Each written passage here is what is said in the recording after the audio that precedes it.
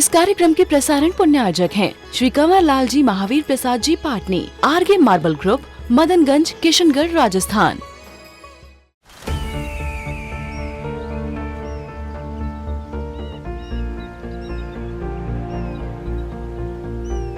जो बनकर मेरा हमसफर आएगा, सिर्फ उसी को फर्क नजर आएगा। शुरू करो, डालो बुनियाद, घर महल नजर आएगा।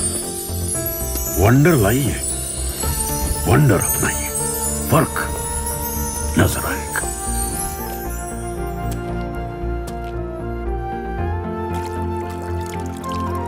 पानी भर लो अंजलि में, चांद उतर आएगा।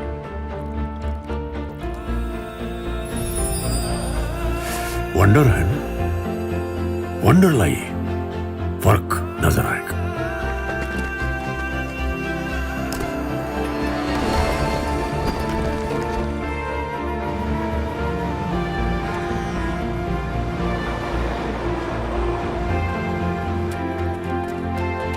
पहला घर तो खड़ा करो, शहर नजर आएगा।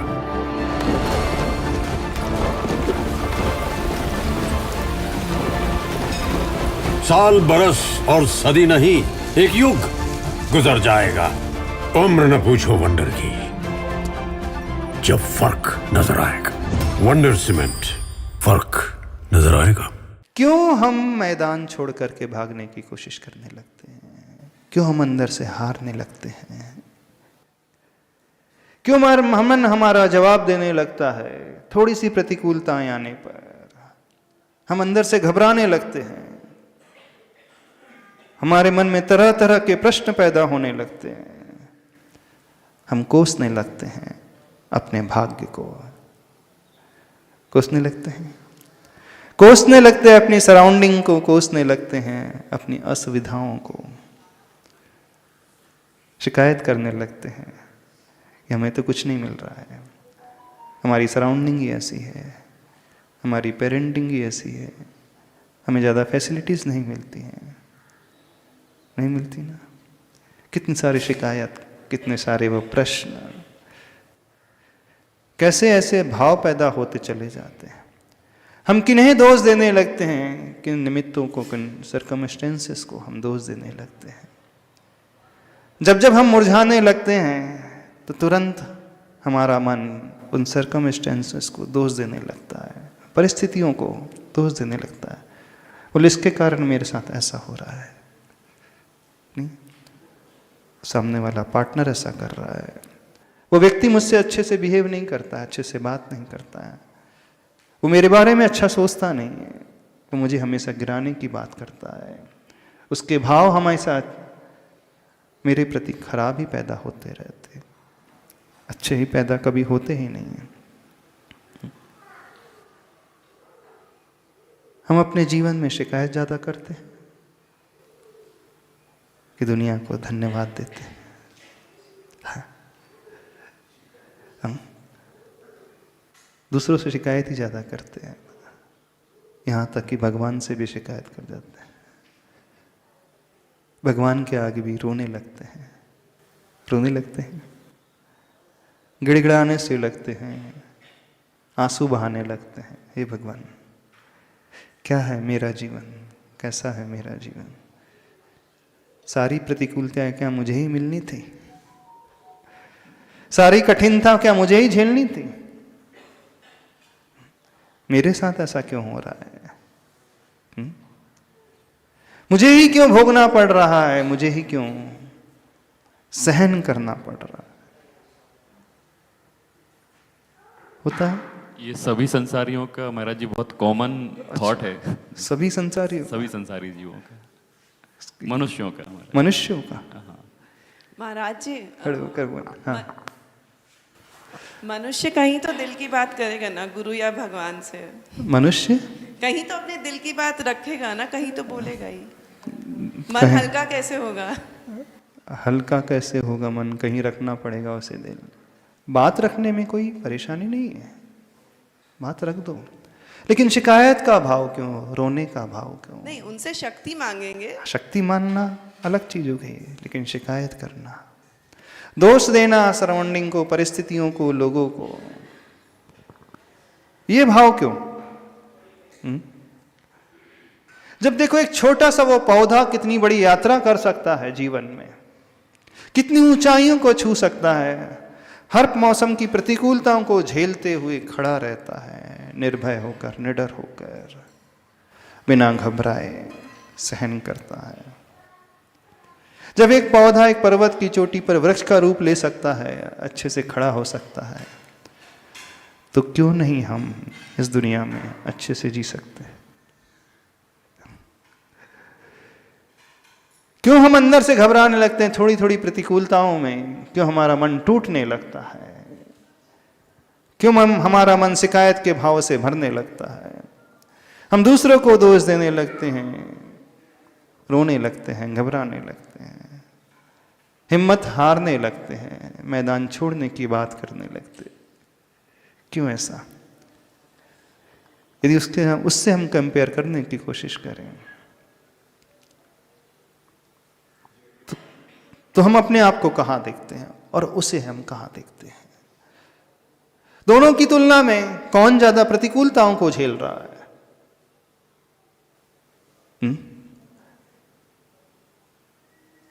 कभी सोचा है? महाराज जी ऐसा तो नहीं जिसकी जड़ें मजबूत हो गई हैं वो सब कुछ झेल के? नहीं, जड़ें मजबूत अपने आप डे वन से कभी नहीं होती है। वो वृक्ष जो है अपने आप वृक्ष के रूप में कभी पैदा नहीं होता है, उसकी यात्रा एक बीज से शुरू होती है ना? आप तो बता दो ऐसा कोई वृक्ष जो जड़ें मजबूत करने के बाद मुसीबत को झेल रहा है, मुसीबत को झेलते हुए उसकी जड़ें मजबूत हुई हैं। आप बोल रहे हैं कि इसकी जिसकी जड़ें मजबूत हो जाती वो खड़ा रहता है। आप तो उस स्टेज को देख रहे हो जब वो सब कुछ सामना करके आगे खड़ा है, आप तो उसके उस पुरुषार्थ को देख ही नहीं रहे, उस प्रतिकूलता को झेलने वाली बात को तो देख ही नहीं रहे। मनुष्यों के केस में ऐसा होता है महाराज जी कि जब हम बहुत सारी प्रतिकूलताएं समय समय पर झेलते रहते हैं, उनका सामना करते रहते हैं और उनसे बाहर निकल आते हैं, तो जीवन में ये माना जाता है कि अब हमारी जड़ें मजबूत हैं। किसी भी तरीके का हाँ, तो जड़ें मजबूत डे वन से तो नहीं हुई, डे वन से नहीं हुई। हाँ, जब आपका जन्म हुआ था उस समय थोड़ी जड़ें मजबूत थी, उस समय तो जड़ों में अंकुरन फूटा ही था। उस समय तो बड़ी विकट परिस्थिति थी, उस समय उसकी रक्षा करना कठिन होता है। हाँ, उस प्रकार के भी पौधे होते हैं, वृक्ष होते हैं जो मुरझा जाते हैं, हम ये भी मानते हैं, जो अपनी यात्रा पूरी नहीं कर पाते, अपना जीवन पूरा नहीं जी पाते, बहुत कम ही जी पाते, उससे पहले ही वो मर जाते हैं, ऐसे भी होते हैं पौधे। अब ये हमारा नजरिया है, हमारा दृष्टिकोण है, हम किन पौधों को देखते हैं, किन वृक्षों को देखते हैं। महाराज जी कई बार ऐसा भी होता है कि जैसे हम सब कुछ सक्षम हैं, सब बातें हैं, उसके बावजूद भी कहीं ना कहीं एक मन में क्षोभ आता है या कमी महसूस होती है। जबकि एक तरफ अगर हम जैसे ये सोफोस एक हमारा दिव्यांग ग्रह है, वो सोफोस जो रास्ते में पड़ता है, ये दिव्यांग ग्रह है, वहाँ बहुत सारे बच्चे हैं जो बहुत सारी दुविधाओं में हैं, बहुत सारे अंग काम नहीं करते, उसके बावजूद बहुत खुश हैं, खुश रहते हैं। सबसे बड़ी जो कमी है व्यक्ति की, वो उन वृक्षों को, उन पौधों को देखते ही रहते, उन्हीं देखते रहता है जो मुरझाते चले जाते हैं, जो अपना जीवन पूरा नहीं जी पाते हैं, थोड़े से मौसम की प्रतिकूलताओं में जो टूटते चले जाते हैं। आप उन्हीं लोगों को ज्यादा देखते हो, आप भी कंपेयर करते हो, तुलना करते हो, पर उन वृक्षों से नहीं जो पर्वत की चोटी पर खड़े हो जाते हैं, बल्कि उन पौधों से जो मुरझा जाते हैं, उन लोगों को देखते हैं जो घबराने लगते हैं, टूटने लगते हैं। दोनों ही टाइप के लोग मिलेंगे, दोनों ही टाइप के वृक्ष मिलेंगे। संसार उसी का नाम है। क्यों नहीं अपनी दृष्टि उन वृक्षों की ओर करने की हम कोशिश करते हैं जो सब कुछ सामना करते हुए भी खड़े हैं? कि छोटी छोटी बातों को लेकर के हम घबराने लगते हैं, रोने लगते हैं, विलाप करने लगते हैं, मंदिर में आकर के करने लगते हैं भगवान के आगे। अब आप कहो कि भगवान के आगे नहीं रोएंगे तो किसके आगे रोएंगे? भगवान को अपना दुखड़ा नहीं सुनाएंगे तो किसको सुनाएंगे? हमारा मन कैसे हल्का हो? वो वृक्ष किसके आगे रोता होगा? वो अपनी फीलिंग्स कैसे एक्सप्रेस करता होगा? किसको सुनाता होगा अपना दुखड़ा? वाइब्रेशन से सुनाता होगा। फिर भी खड़ा है कि नहीं? चलो ठीक है, रो लो, मना ही नहीं है, रोना है, इच्छा हो रही है अपने आप को हल्का करने के लिए, अपने बोझ को कम करने के लिए, ठीक है, थोड़ा सा हल्का कर लिया, रो लिया, लेकिन शिकायत क्यों? आगे बढ़ने के लिए मन का गुबार निकलना चाहिए, हम भी मानते हैं। रिलैक्स रहने के लिए मन में जो भरा हुआ है वो हल्का होना चाहिए, हम भी जानते हैं। मन का गुबार निकालना अच्छी बात है, वो खराब नहीं है, लेकिन शिकायत करना वो कैसी बात है? हाथ फैला लेना, अंदर से टूटते चले जाना।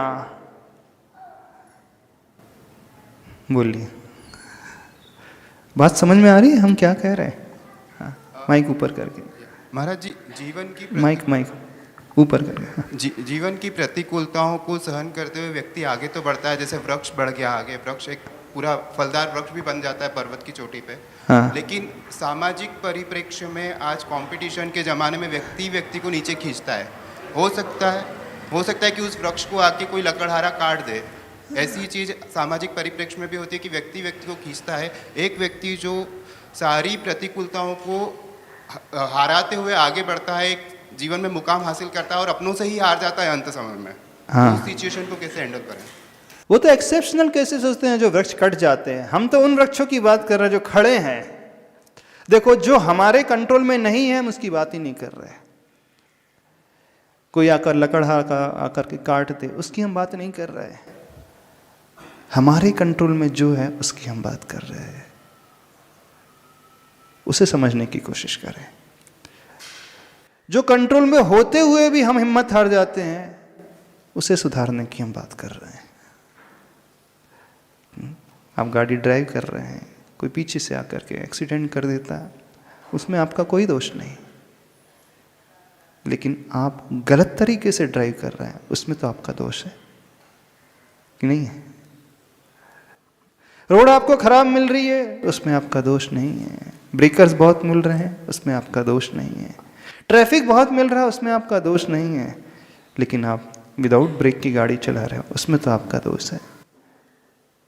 आप स्पीड को कंट्रोल नहीं कर रहे हो, जहाँ स्पीड लिमिट 30 किलोमीटर की लिखा है, तो उसमें तो आपका दोष है।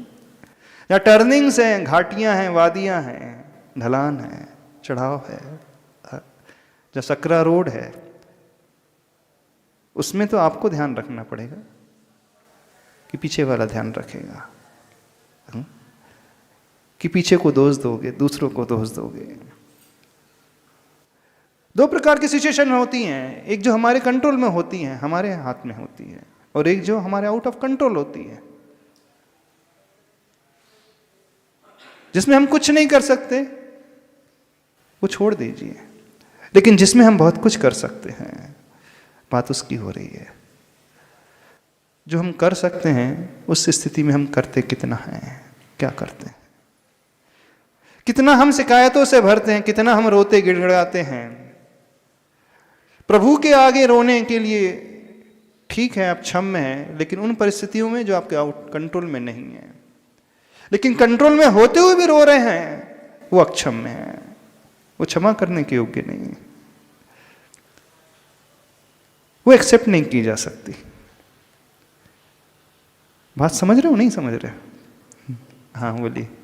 थोड़ा पहले का पूछ रही हूँ। हाँ। आप बोले प्लांट्स फील तो करते हैं, वो टच सेंसेशन फील करते हैं। हाँ ठीक है, टच आप सेंसेस बोले ना प्लांट्स कुछ फील नहीं करते। नहीं, फील इन द, जो हमारे पास सेंसेस हैं वैसी सेंसेस उनके पास नहीं है। नहीं है, बट उतना टच नहीं। सेंसेशन सब। हाँ, फीलिंग तो उनके भीतर भी है, लेकिन बड़े लिमिटेड हैं उनकी, बहुत सारा लिमिटेशंस हैं उनकी।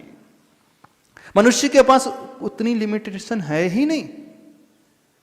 सब कुछ तो बढ़िया बढ़िया, सब कुछ तो अनुकूल अनुकूल मिलता है, बहुत सारे सहयोगी मिलते हैं, आपके पास भगवान है, आपके पास गुरु हैं, आपके पास कोई गाइड मिल जाते हैं, रोल मॉडल है आपके पास, समझाने वाले आपके पेरेंट्स हैं, कलीग्स हैं, सोसाइटीज़ हैं, नहीं, बहुत सारे लोग हैं आपके पास जो आपको ऊपर उठा सकते हैं, सहारा दे सकते हैं, सपोर्ट बन करके आपके साथ खड़े हो सकते हैं। बहुत सारे लोग हैं आपके पास, उनके पास तो कुछ भी नहीं होता। लेकिन वो हमें कब मिलते हैं उस पर भी तो डिपेंड करता है। नहीं भी मिले चलो ठीक है, कोई ना भी मिले, किसी को देखकर ही तो हम सीखते हैं गुरुजी। नहीं तो ऐसा बहुत रेयर होता है कि जिसे कोई नहीं मिलता, बहुत सारे लोग मिल जाते हैं। सब कुछ होते हुए भी फिर क्यों व्यक्ति शिकायत करता है?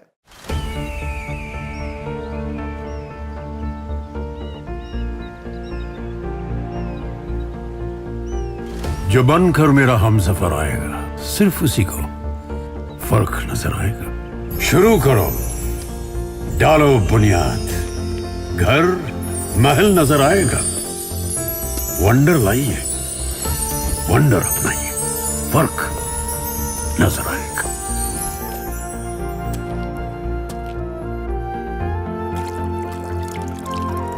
पानी भर लो अंजलि में,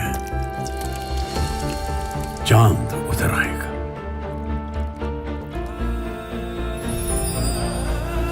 वंडर है ना, वंडर लाइए, फर्क नजर आएगा।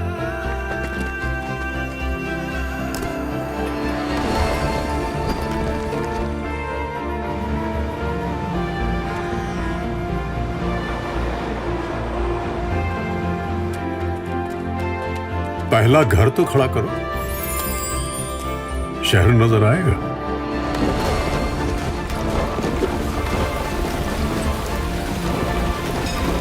साल बरस और सदी नहीं, एक युग गुजर जाएगा। उम्र न पूछो वंडर की, जब फर्क नजर आएगा। वंडर सीमेंट, फर्क नजर आएगा। इस कार्यक्रम के प्रसारण पुण्यार्जक हैं श्री कंवर लाल जी महावीर प्रसाद जी पाटनी, आरगे मार्बल ग्रुप, मदनगंज, किशनगढ़, राजस्थान।